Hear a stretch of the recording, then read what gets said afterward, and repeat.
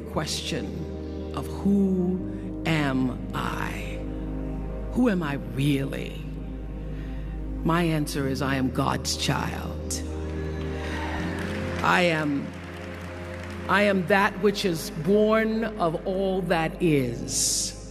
I am, as Pierre de Chardin said, a spiritual being having a human experience, come trailing the breath of the ancestors yet, but trailing the breath of the angels. And understanding that because I am connected to the source of all that is possible for me. That's who I am. And what do I want? I don't want to just be successful in the world. I don't want to just make a mark or have a legacy. The answer to that question for me is I want to fulfill the highest, truest expression of myself as a human being. I want to fulfill the promise that the Creator dreamed when He dreamed the cells that made up me. What do I want?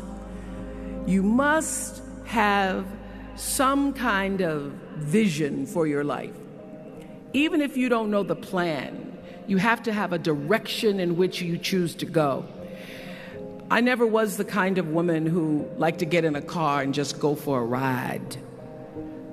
I had a boyfriend who would say, let's just go for a ride. I want to know, where are we going? Do we have a destination? Is there a plan? Or are we just riding?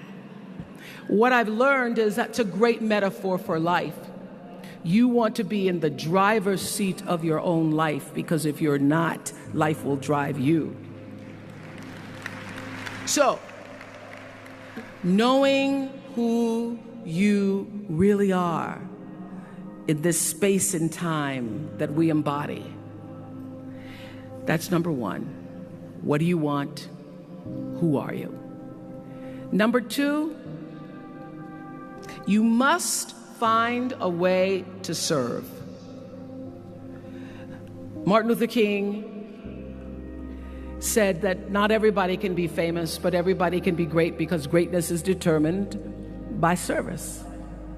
Now, we live in a world where everybody wants to be famous, and where we admire people for just being famous. We think being known brings us value.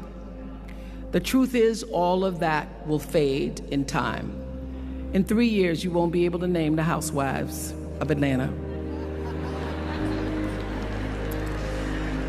The real truth is that service and significance, service and the significance that you bring to your service is that which is lasting. So to be able to, whatever your occupation or job or talent or gift is, our honorees today getting doctorate degrees, to apparently opposite fields, HIV and AIDS and the spoken word. But what they have in common is service, using the spoken word in service to community and the world, using your knowledge and information about HIV and AIDS and medicine in service to the world. And if you look at all the most successful people in the world, whether they know it or not, they have that paradigm of service. Everybody's talking about Mark Zuckerberg and IPO. Service. Jay-Z rapping. Service.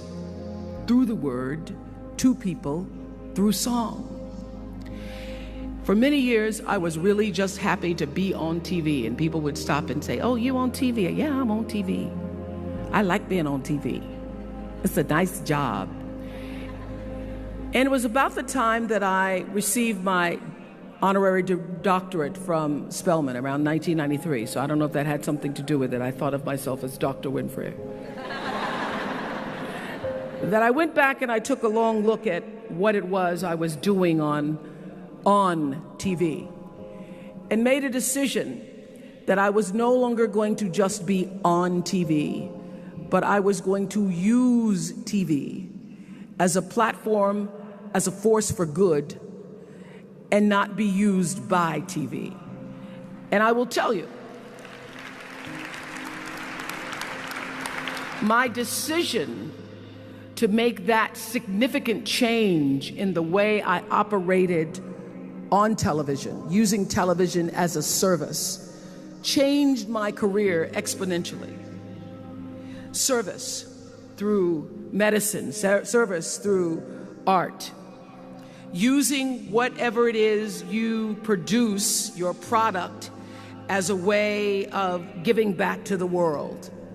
When you shift the paradigm of whatever it is you choose to do to service, and you bring significance to that, success will, I promise you, follow you.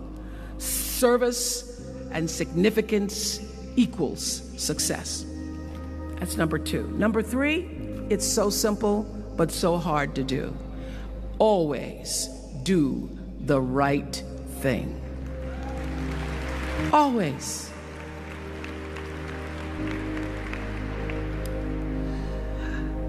Be excellent. People notice. Think of how you notice. You go to Taco Bell, somebody gives you an extra napkin and some sauce. You notice. You want to go back to that person, because even at Taco Bell, excellence shows itself. Be excellent. Let excellence be your brand. Everybody talks about building a brand. I never even knew what that was. When people would say, you're a brand, I would say, no, I'm just Oprah. What I recognize now is that my choice to, in every way, in every example, in every experience, to do the right thing and the excellent thing is what has created the brand. Years ago, I did an ad for Revlon for an ad they were doing called Unforgettable Women.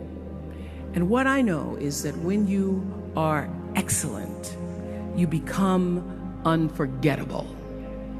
People remember you. You stand out. Regardless of what it is, you become an unforgettable woman. And that is what we all want.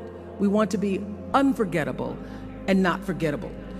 So doing the right thing, even when nobody knows you're doing the right thing, will always bring the right thing to you. I promise you that. Why? Because the third law of motion is always at work. For every action, there's an equal and opposite reaction. That is so true in all of our lives. That's what Newton said. Celia in The Color Purple said it. Everything you even try to do to me, already done to you. Everything you even try to do to me, already done to you. So you don't have to worry about revenge or getting back at somebody, making sure they pay. You just have to do the right thing, and the right thing will follow you even when people don't support it. I remember many times on my show. There are many shows y'all never saw. And the reason you didn't see them is because I got the last vote.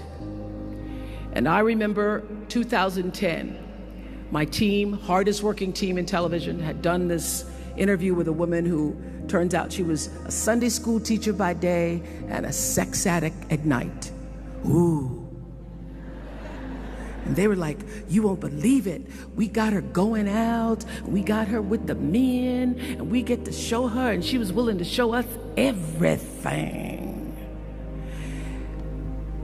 I sat down with a woman for an interview that was taped. And during the process of the interview, I said, why are you doing this? And she said, oh, I want to help people. I want to tell my story and I want to help people. I said, do you have children? She says, yes, I have a 10-year-old son. I knew right then this is never going to see the light of day. So we got off the air and I said to the lady, we are not going to air that show. And she said, why? My producer said, why?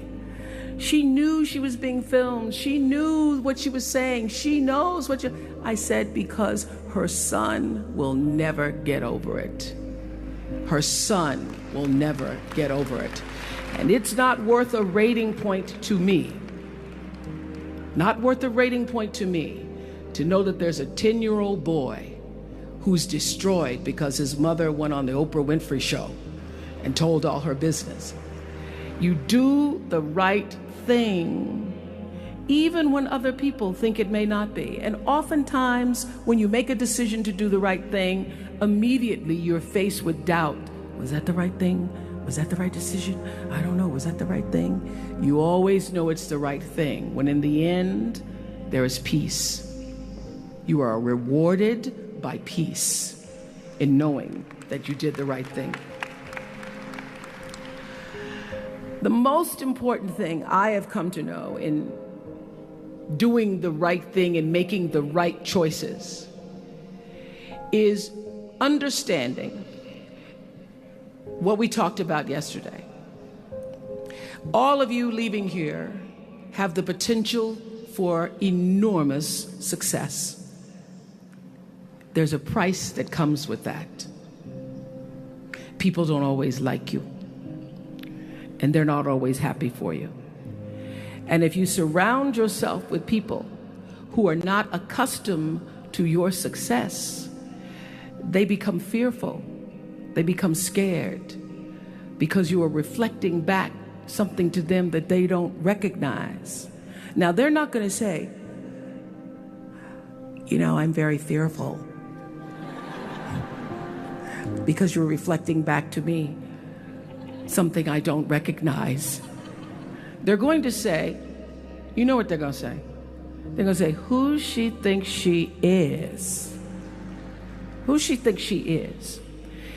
That only happens when you are around people who do not mean and want and aspire to the best for you. People who want the best for you want you to be your best. So my greatest advice to you is to surround yourself with people who are going to fill your cup until your cup runneth over. So when people say you're so full of yourself, you can say, yeah.